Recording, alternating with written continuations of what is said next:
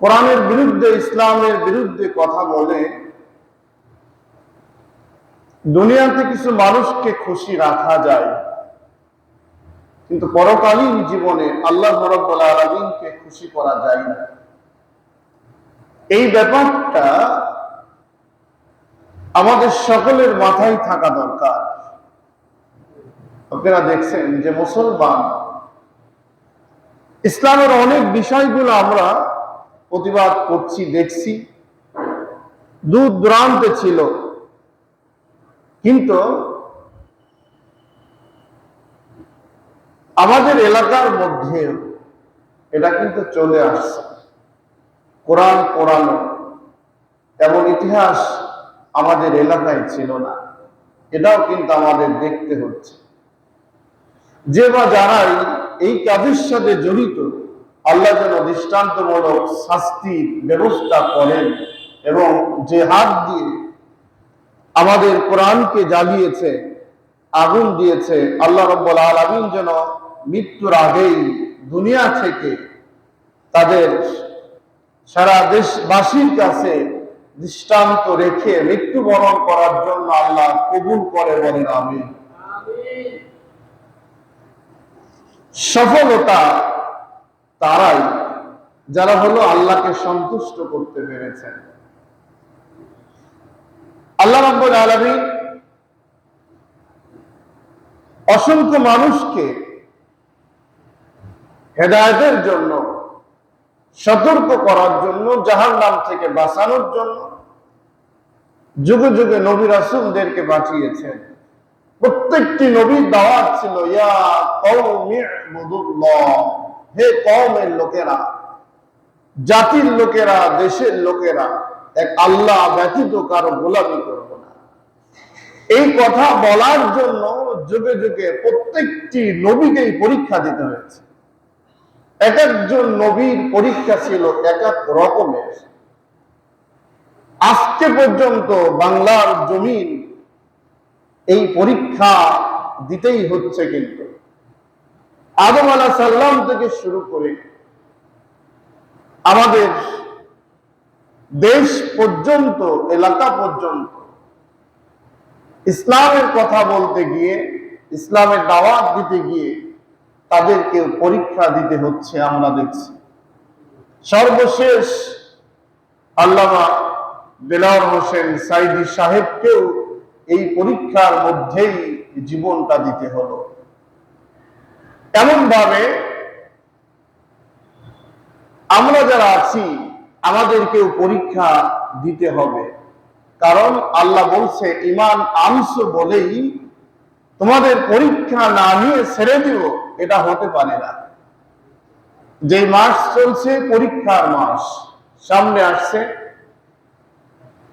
জিলহজ, কুরবানি দেওয়ার মাস। কুরবানি অর্থ হলো পরীক্ষা।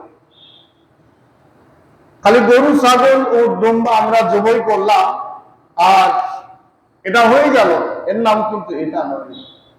পরীক্ষা হলো জীবনের শেষ মুহূর্ত পর্যন্ত একদিকে ডাকবে আল্লাহর জান্নাত, অপর দিকে ডাকতে হলো জাহান্নাম।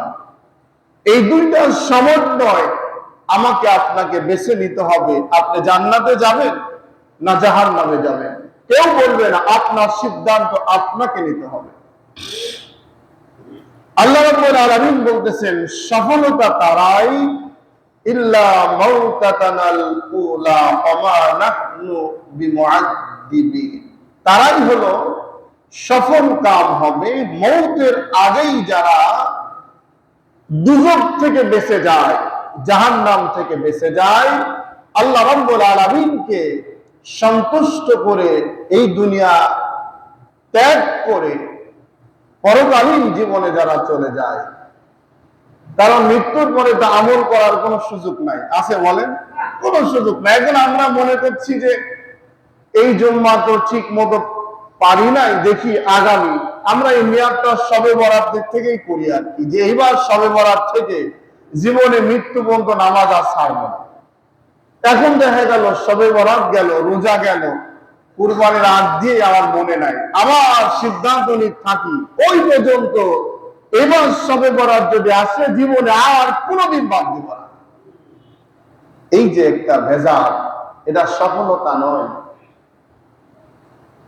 এজন্য কে কখন দুনিয়া থেকে চলে যাব আমরা জানি না। আমরা সকল সময়ের জন্য আল্লাহ রাব্বুল আলামিনের কাছে ইন্না হাযা লাহুয়াল ফাওজুল আযীম, নিশ্চয় বিরাট সফলতা অর্জন করে এই দুনিয়া থেকে আমরা বিদায় নিব ইনশাআল্লাহ। আল্লাহর রাস্তায় থেকে কোরআনের জন্য, আল্লাহর জন্য, আল্লাহর এই জমিনে দ্বীন প্রতিষ্ঠিত করার জন্য আমাদের সকলকে যেন আল্লাহ কবুল করে, আমরা বলি আমিন। ভাইরা, কোরআনের কথা যখন আমরা বলি, সত্যিকার এই মুসলমান যারা, তাদের কি মন খারাপ হওয়ার কথা বলেন? খারাপ হয় কেন? অনেকেই মেসেজ দেয়, অনেকেই কথা বলে, কথাগুলা নাকি কর্কশ হয়ে অনেকের কলিজায় হিট লাগে। এটা তো আমার দোষ না, এটা হলো আল্লাহ দোষ। যদি আমার হয় তাহলে এটা আল্লাহর দোষ, কারণ কোরআনটা দিয়েছেন আল্লাহ, আমি তো বানাই নাই, আমার মতো করে আমি বলার চেষ্টা করি। এতে যদি কারো মন খারাপ হয় তাহলে দোষ আমার দেওয়ার আগে আল্লাহকে দিতে হবে, কারণ দিয়েছেন কে? কোরআন বলেন আল্লাহ। আল্লাহ রাব্বুল আলামিন বলেন, কোরআনে কারীমকে আমি নাযিল শুধুমাত্র করি নাই, ইন্না নাহনু নাযালনা যিকরা ওয়া ইন্না লাহু লাহাফিজুন। আল্লাহ রাব্বুল আলামিন বলেন, ও দুনিয়ার মানুষ, তোমরা ভালো করে শুনে নাও, কোরআনে কারীম নাযিল করেছি আমি আল্লাহ। এই কোরআনে কারীমকে হেফাজত করার জন্য আমি আল্লাহ নিজ কুদরতি ক্ষমতায় এর হেফাজত করার জন্য দায়িত্ব গ্রহণ করে নিয়েছি। দুনিয়ার মধ্যে যতই কোরআন পড়াও তোমরা, কোরআনের বিরুদ্ধে যাও, কোরআনকে ধ্বংস করার যতই চেষ্টা করো না কেন, এই কোরআন পৃথিবীর মানচিত্র থেকে সমস্ত গুলা যদি তোমরা শেষ করে দাও, পৃথিবীর মানচিত্রে একের পর এক কেউ ডাস্টবিনে নিক্ষেপ করেছে, কেউ কুয়ার মধ্যে নিক্ষেপ করেছে, কেউ সাগরের মধ্যে নিক্ষেপ করেছে, কেউ জ্বালিয়ে দিয়েছে। এমন ভাবে আমাদের নবী থেকে শুরু করে আজকে পর্যন্ত সারা পৃথিবীর মধ্যে কোরআন নিয়ে এমন ষড়যন্ত্র চলতেছে, কিন্তু আল্লাহ রাব্বুল আলামিন বলেন, সমস্ত কাগজে লেখা কোরআন গুলা যদি শেষ করে দাও, আমি আল্লাহ রাব্বুল আলামিন পুনরায় আবার এমন কোরআন বানানোর জন্য আমি নির্দিষ্ট, আমি আবার তাজা লোহে মাহফুজ দুনিয়ার মধ্যে তৈরি করে রেখেছি। সুবহানাল্লাহ, তাজা লোহে মাহফুজ। কারণ কোরআনকে রাখছেন যে জায়গায়, সেটা হলো, তার নাম কি বলেন? লোহে মাহফুজ। যারা কোরআনের হাফেজ, তারাও এটা হলো যেখানে সংরক্ষণ করা হয়, সেটা যদি লোহে মাহফুজ যদি হয়, তাহলে দুনিয়ার মধ্যে তাজা এই কোরআন বহন করে যারা চলছে, দ্বিতীয় লোহে মাহফুজ হিসাবে আল্লাহ রাব্বুল আলামিন তাদের রেখে দিয়েছেন। সুবহানাল্লাহ। আল্লাহ রাব্বুল আলামিনের কেরামতি কেমন দেখুন। এই কোরআনকে শেষ করার জন্য একটা হাফেজকে ডেকে আনেন, টুকরা টুকরা করেন, সমস্ত গোশতগুলা, সমস্ত হাড্ডিগুলা, সমস্ত চামড়া গুলাকে তন্ন বিচ্ছিন্ন করে দেন। তন্ন তন্ন করার পরে এবার খুঁজে দেখেন আল্লাহ রাব্বুল আলামিন কোরআনে কারীমটা কোথায় রেখেছে।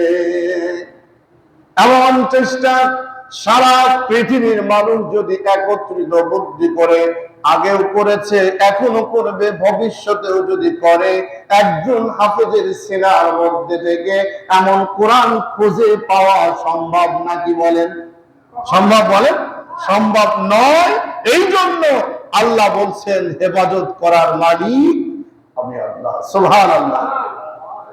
আমার ভাইয়েরা,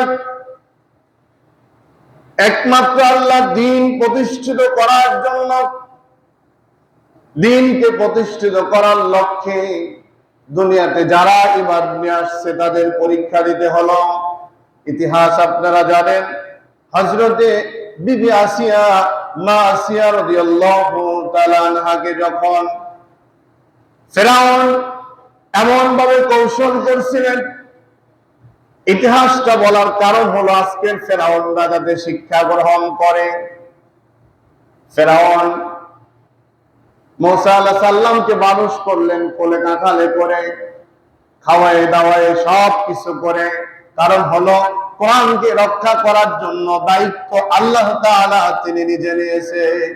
এই নিজে নেওয়ার কারণে আপনার ঘরের মধ্যে থেকে, আপনার দেশের মধ্যে থেকে, এলাকার মধ্যে থেকে, আপনার বংশের মধ্যে থেকে আবার আসিয়ার মতো মানুষ, নবীর মতো মানুষ, আবার ওমরের মতো মানুষ তৈরি হবে। আপনি যতই চেষ্টা করেন না কেন বিদায় দেওয়ার জন্য, শেষ করার জন্য, কাল কিয়ামত পর্যন্ত আপনার চেষ্টা কোনোদিন সফলতা হবে না। কেন? এটা সিদ্ধান্ত নিয়েছেন আল্লাহ। বাংলাদেশ থেকে অনেক আলেমদেরকে প্রতারিত করা হলো, আলেমদেরকে বের করা হলো, ফাঁসি দেওয়া হলো, নানান ভাবে শাপলা চত্বরে গুলি করে রাতের অন্ধকারে শেষ করে দেওয়া হলো, যাতে করে আমাদের বিরুদ্ধে কোনো কথা বলার মতো কোনো লোক না থাকে। আসলে বলেন, এত কিছু করার পরে আজকে পর্যন্ত কোরআনের কথা বলার লোক আছে না নাই? বলেন, আছে, থাকবে, ভবিষ্যতে আল্লাহ রাব্বুল আলামিন এই জাতীয় মানুষদেরকে আল্লাহ কিয়ামত পর্যন্ত রাখবে কিনা রাখবে না? বলেন, রাখবে। আমার ভাইয়েরা, আসিয়া ওই সময় আল্লাহর প্রতি ঈমান নিয়ে আসছিলেন গোপনে। আসিয়ার বাড়িতে একজন কাজের মহিলা ছিল। আসিয়ার মেয়ে হঠাৎ করে পালক মেয়ে, তার সন্তান তো ছিল না। একদিক হলো মূসা আলাইহিস সালামকে পালা শুরু করলো, আর একদিকে তার একটি পালিত মেয়ে ছিল। ওই মেয়েটা যেই কাজের মেয়ে ছিল, সেই মেয়েটা চুল বাঁধতে লাগলো, হঠাৎ করে মাথায় তেল দিতে লাগলো।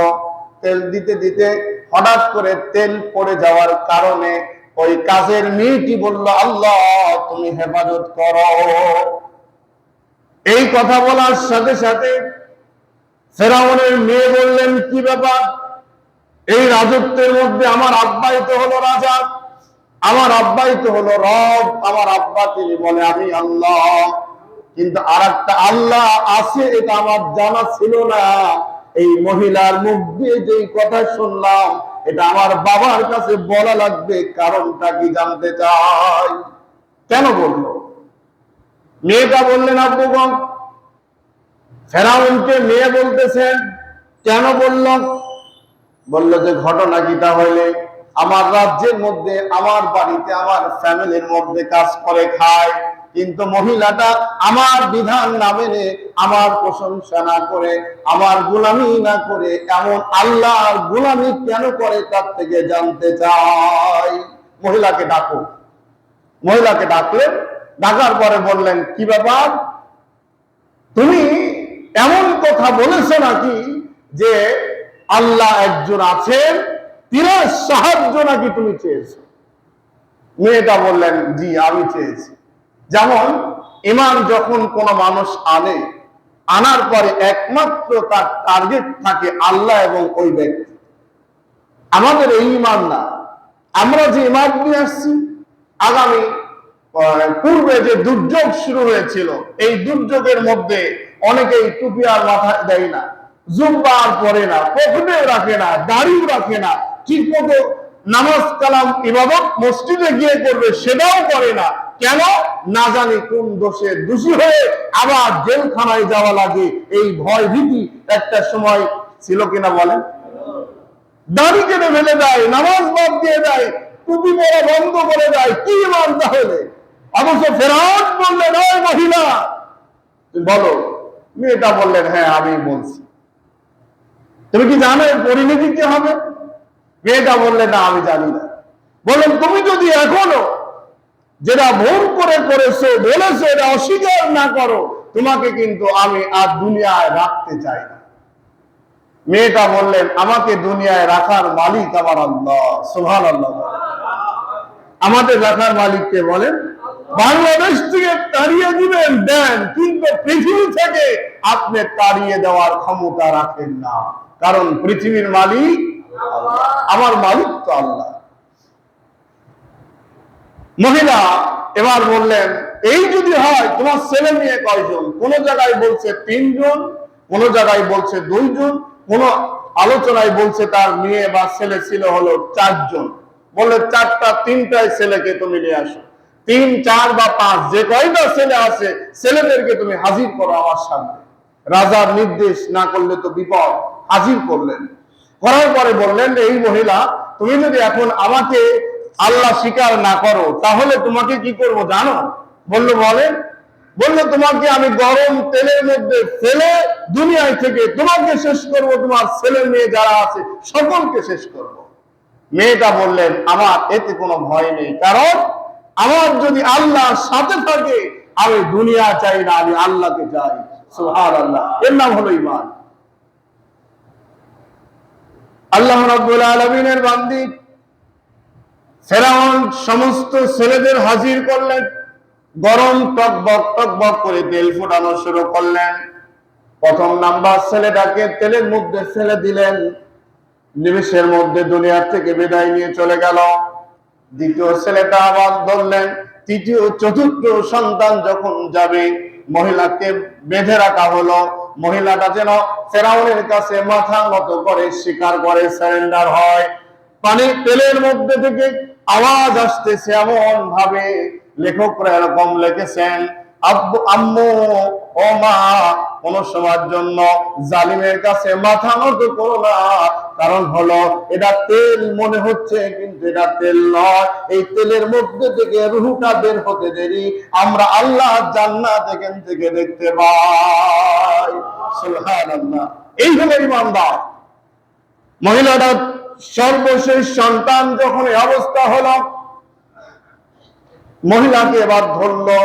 মহিলাকে বলা হলো, তুমি এখন স্বীকার করো, তুমি বলো তোমার আল্লাহ নাই, আমি একমাত্র তোমার আল্লাহ, তোমার সব কিছু করতে পারি আমি, বলো। মহিলা বলে, জীবন চলে যেতে পারে ও জালেম, তোমার কাছে আমার মাথা নত আমি করতে পারি না, আমার সব চলে যায়। ফেরাউনের লাইফে কোন জায়গায় বলছে 12,000, কোন জায়গায় বলছে 70,000, কোন জায়গায় বলছে 72,000, কোন জায়গায় বলছে 30,000। এমন লোকদেরকে বাড়ির মধ্যে দিয়ে বিভিন্ন ভাবে হত্যা করে ফেরাউনের রাজত্ব ঠিক রাখতে চেয়েছিল, কিন্তু আল্লাহ রব্বুল আলামিন বলতেছে রাজত্ব ঠিক রাখার মালিক একমাত্র আমি ছাড়া আর কেউ নাই। নাকি বলেন? আল্লাহ রব্বুল আলামিন এবার ফেরাউনের দৃশ্য আসিয়াকে গিয়ে বললেন, ও আসিয়া রে, আমি তো নতুন একটা দৃশ্য দেখলাম, তুমি জানো নাকি? তখন পর্যন্ত ফেরাউন জানে না আসিয়া 100% ঈমানদার। আসিয়া বললেন, ও ফেরাউন, প্রাণের স্বামী, তুমি যে কথা বলতে চাও সেটা আমি বুঝতে পেরেছি, আমি অনুভব করেছি। ওই মহিলার জানটা যখন বেরিয়ে যাচ্ছিল, ওই মহিলা জান বের হতে দেরি, উনি আল্লাহর জান্নাতে যেতে তার কোনো দেরি হয় না। এখন চিন্তা করলো টাকু হামান, ওর হলো বুদ্ধিদাতা ছিল টাকু হামান। দুনিয়ায় যত শয়তানরা আছে শয়তানদের আবার বুদ্ধিদাতা কিন্তু আছে, কিছু শগুন আছে, এই শগুন আবার বুদ্ধিদাতা। নিজের বুদ্ধি নাই, নিজের টাক পড়া, নিজের দাড়ি মোছ কাটার মতো কোনো সুযোগ নাই, পরিবারের কোনো খোঁজ নাই, কিন্তু আমি বুদ্ধি দিয়ে বেড়াই। এরকম কিছু শগুন এই বুদ্ধিদাতাদের জন্য পূর্বে অসংখ্য আলেমদের জীবন এই বাংলার জমিন থেকে শহীদ করে বিদায় দিয়েছে শয়তানরা। ঠিক না বলেন? এই জাতীয় টাকু হামান বললেন, ও রাজামশাই, ঘরের মধ্যেই তো আপনার শত্রু। আসিয়া বলে, আসিয়া তুমি কি সত্যি আমাকে মানো না? বললো, না আমি মানি না তোমাকে, তুমি তো আমার রব না, তুমি তো আমার আল্লাহ হতে পারো না, আমাকে যিনি সৃষ্টি করেছেন উনি হলো আমার আল্লাহ। সুবহানাল্লাহ। টাকু হামান বললেন, রাজামশাই এভাবে হবে না, আসিয়াকে উত্তপ্ত বালু অথবা উত্তপ্ত পাথর গরম এর মধ্যে তাকে শোয়ায়ে দাও। সোয়াই দিয়ে তার শরীরের চামড়াগুলা টেনে টেনে ছিঁড়ে দাও এবং প্যারাক দিয়ে বস্তুগুলাকে টেনে ছিঁড়ে ফেলে দেন। আর বলতে থাকেন, শাস্তি যখন শুরু করবেন এমনি আপনাকে মানবে। কি বলেন? বিপদে পড়লে মানুষ আল্লাহ ভুলে যায়, নিজের কথা ভুলে যায়। আর এটা আসিয়া দেন শুরু করলেন নির্যাতন, এমন নির্যাতন করলেন আসিয়াকে। আসিয়া শেষ মুহূর্ত পর্যন্ত ফেরাউন দাঁড়িয়ে দাঁড়িয়ে দেখে আর আসিয়া তারা মারে। এই নির্যাতন দেখে হঠাৎ সময় ফেরাউন দেখলো আসিয়ার মুখে হাসি ফুটছে। এবার আসিয়া জিজ্ঞাসা করলেন, হাসছো কেন? এতক্ষণ কাঁদছিলে, হাসছো কেন? আসিয়া বললেন, ফেরাউন, আমার হাসির রহস্য তোমার মতো ফেরাউনের বোঝার ক্ষমতা নাই, কারণ তোমার ঈমান নাই। আমি স্বচক্ষে দেখতে পাচ্ছি আমার আল্লাহ জান্নাতের দরজা খুলে দিয়ে জান্নাত আমার জন্য অপেক্ষা করছে, আর বলছে ফেরাউনের কাছে মাথা নত করো না, জীবন যেতে দেরি, জান্নাতে যেতে তোমার দেরি হবে না। সুবহানাল্লাহ। এই হলো ঈমানদার, এই হলো ঈমানের জজবা, ঈমানের পরীক্ষা। যারা ঈমান নিয়ে আসছে এর চাইতে কঠিন পরীক্ষার মধ্যে হলেও ঈমানদাররা কখনো আল্লাহকে ভুলে যায় না, কিন্তু আমরা ভুলে যাই। দেখবেন নামাজের সময় দোস্তরা গল্প করছে, এই নামাজে যাবেন না, তাই সময় তো এখনো আছেই, জামাত নাই, পাইলাম পরে পরে নিব। কিন্তু ভাই এরকম আছে না নাই বলেন? আচ্ছা, তার বিরুদ্ধে যদি কথা যায়, এই কথা ওর কোরআনের মতো লাগবে না, ওর কি দুলাভাই বলা লাগবে ওনাকে যে দুলাভাই নামাজে আসেন? এমন পর্যায়ে জৈবন শেষ, আগামুকাম করার কোন সুযোগ নাই, বৃদ্ধকার এখন কোন দাম নাই সমাজের মধ্যে, এখন তসবিহ নিয়ে বসে আছে। এমন লোক আছে না নাই বলেন?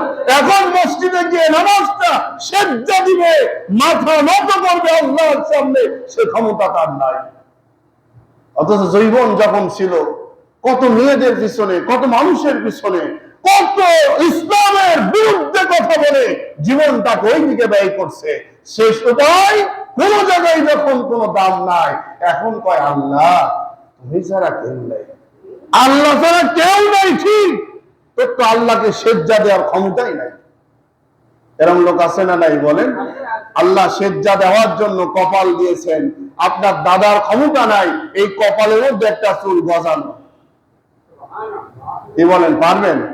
এই কপালের মধ্যে চুল হবে না, হাতের তালুর মধ্যে চুল হবে না।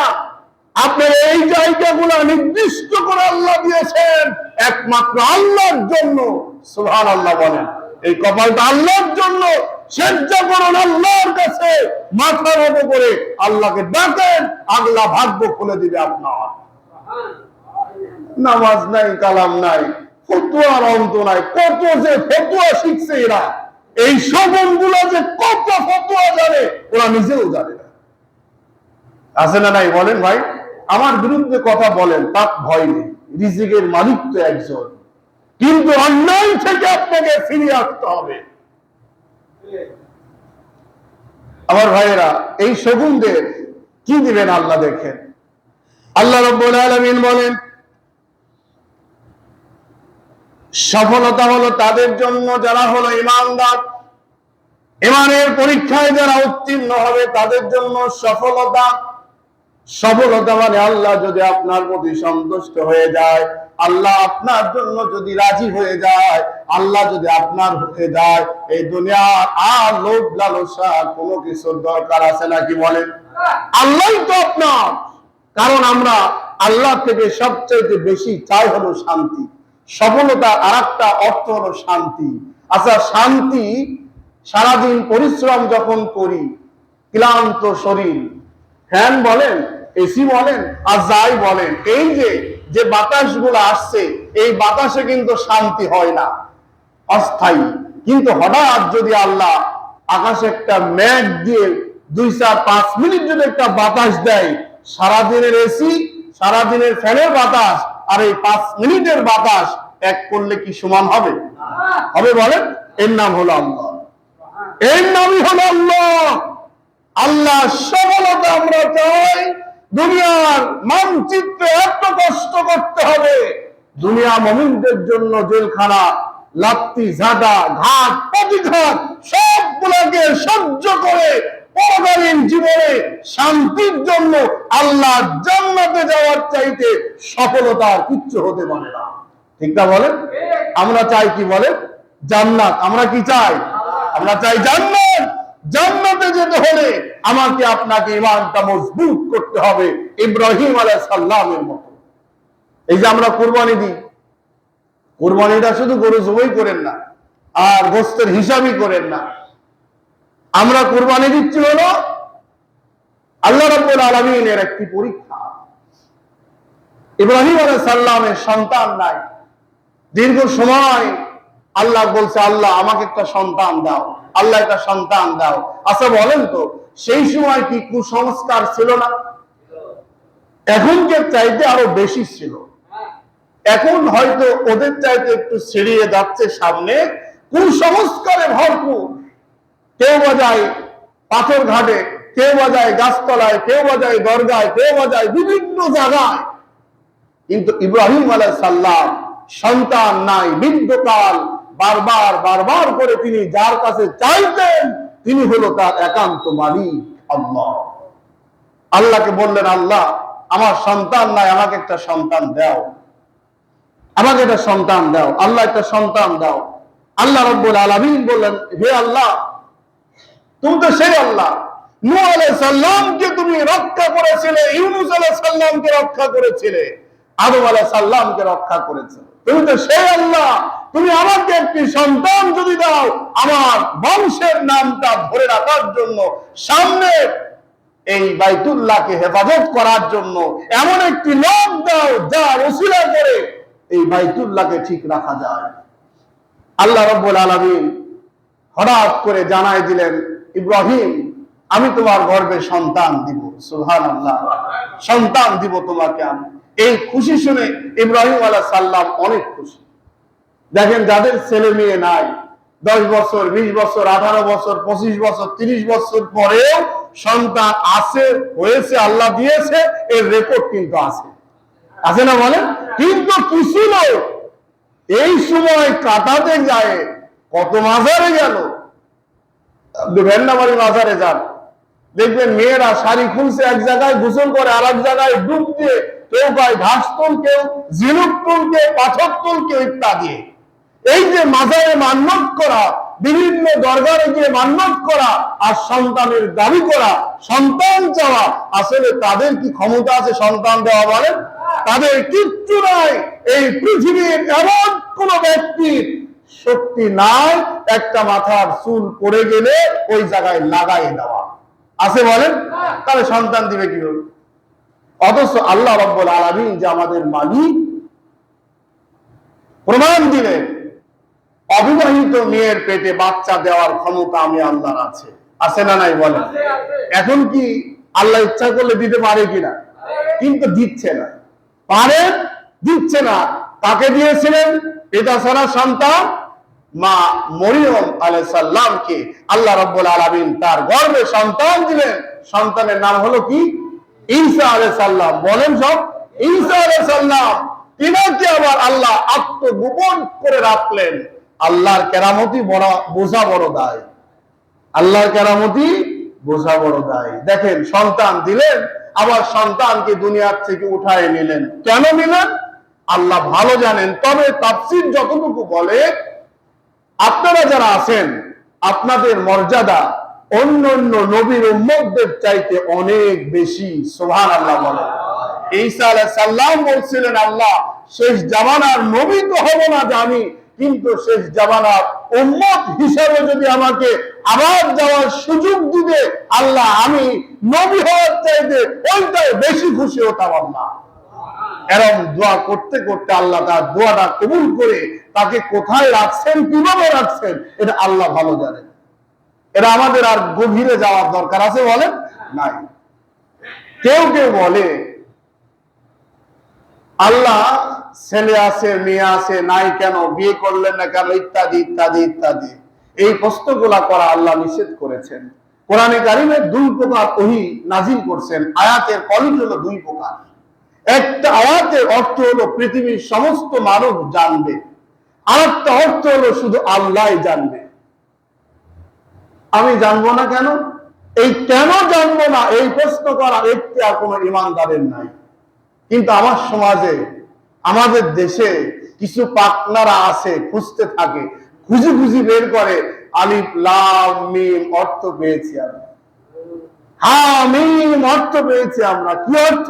ওনার মন গড়া অর্থ দিয়ে উনি আবার বলতে থাকে। এগুলা হলো সম্পূর্ণ মিথ্যা বানোয়াট, এগুলা বলা যাবে না, নিষিদ্ধ।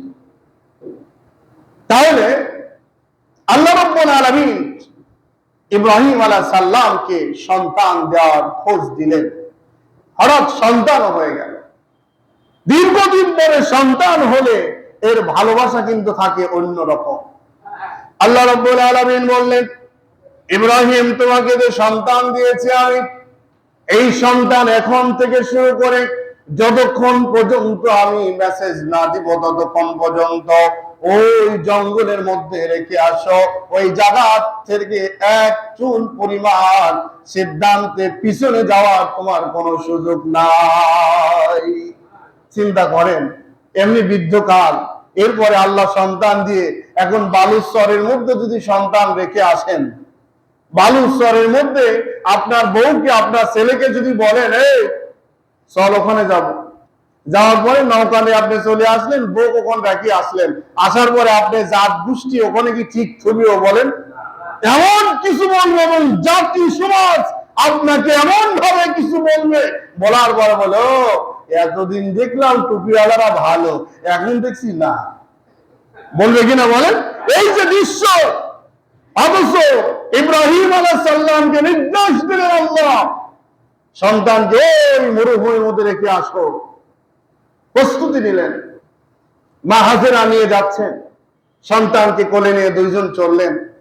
হঠাৎ করে যাওয়ায় মাঠের মধ্যে গিয়ে, জঙ্গলের মধ্যে গিয়ে বললেন, ওই হাজেরা এখানে তোমাকে থাকতে হবে। একটি বারের জন্য বললেন না স্বামী গো কেন রেখে যাচ্ছ, কেন, কি, ইত্যাদি ইত্যাদি কোনো প্রশ্ন না। উনি জানেন যে নবীরা কখনো মিথ্যা কথা বলে না, নবীরা কখনো আল্লাহ সিদ্ধান্তের বাইরে কোনো কাজ করে না। সুবহানাল্লাহ। এই বুঝতে হলে যেমন দেখুন, স্বামী স্ত্রী যদি, পরিবার যদি ইসলাম মেনে চলে, ইসলাম ভিত্তিক যদি গঠন করে, ওই পরিবারের মধ্যে যে কোনো কথা বললেই কিন্তু সহজেই মানা সম্ভব। আর ইসলাম তো মানা দূরের কথা, বউ থাকে একদিকে, স্বামী যায় আর একদিকে, মেয়ে আসে একদিকে, ছেলে যায় আর একদিকে, ইত্যাদি। এখন কয় যে আসলে আমরা পরিবার সব একত্রিত বন্ধু, আমরা সব গল্প এক জায়গায় করতে পারি। কিরকম গল্প? মেয়ে কার সাথে প্রেম করে, কোন ছেলেকে ভালোবাসে, ছেলে কোন মেয়েকে পছন্দ করে, কাকে মেসেজ দিয়েছে, ইত্যাদি ইত্যাদি বিষয়গুলা বসে একটা পরিবারের মধ্যে আলাপ হয় আর বলে আমরা কিন্তু বন্ধু পরিবার। আছে না নাই বলেন? এটা বন্ধু পরিবার না, এটা বন্ধু পরিবার না। আল্লাহ রাব্বুল আলামিন অর্ডার দিয়ে দিলেন, ইব্রাহিম আলাইহিস সালাম নিয়ে চলে গেলেন। মা হাজেরা চোখ ভর্তি পানি পড়তেছে, খাবার নাই, পানি নাই, শোয়ার কোনো জায়গা নাই, এমন কোন ঘর নাই, এমন কোন জায়গা নাই।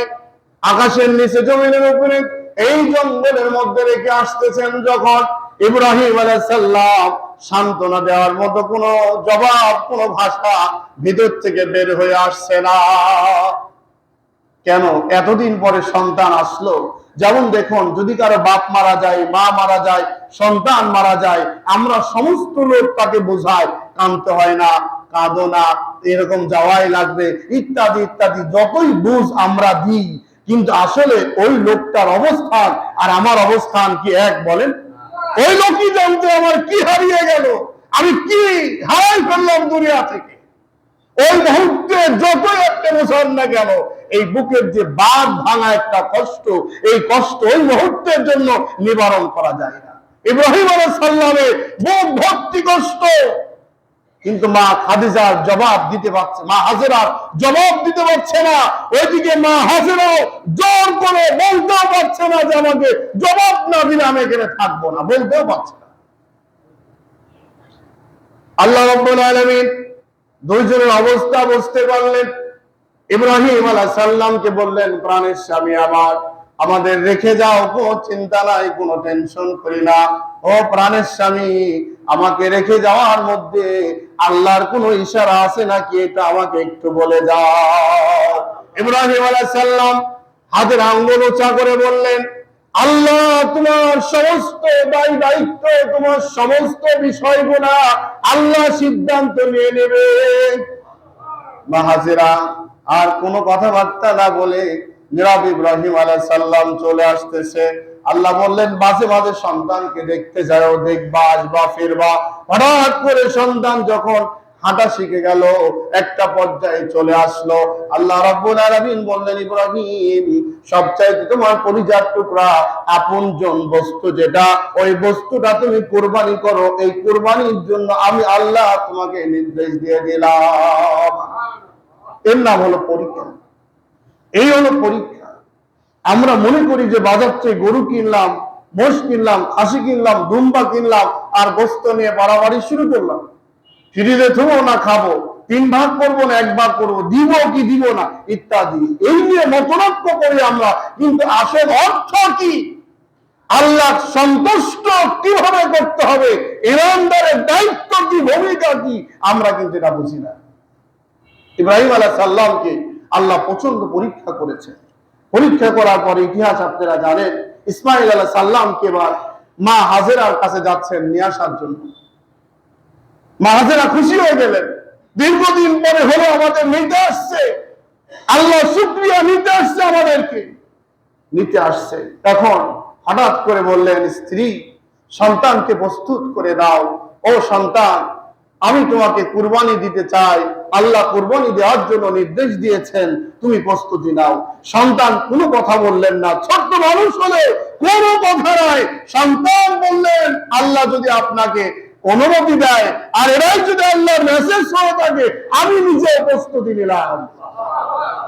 বাবা, মা, ছেলে, দেখছেন কি অবস্থা। আর আমরা আমাদের ছেলেদেরকে ফজরের নামাজ পড়তে হবে, ফজরের নামাজে যাই চল, আমরা বলার সাহস পাই। এখন পরীক্ষা চলছে, পরীক্ষার মধ্যে 5 ওয়াক্ত নামাজ মসজিদে যদি যাই বারবার করে, এই পড়াশোনার কি ক্ষতি হয় জানো না? মা এবং বাবার মধ্যে লাগে দ্বন্দ্ব।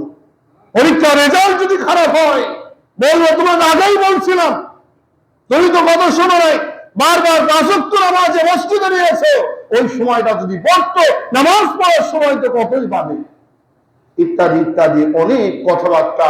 আল্লাহ বিধান মানতে যেদিকে তাগিদ দেওয়া হয়, ওদিক থেকে আমরা অপসংস্কৃতির মধ্যে চলে যাই, অন্য রাস্তায় চলে যায়।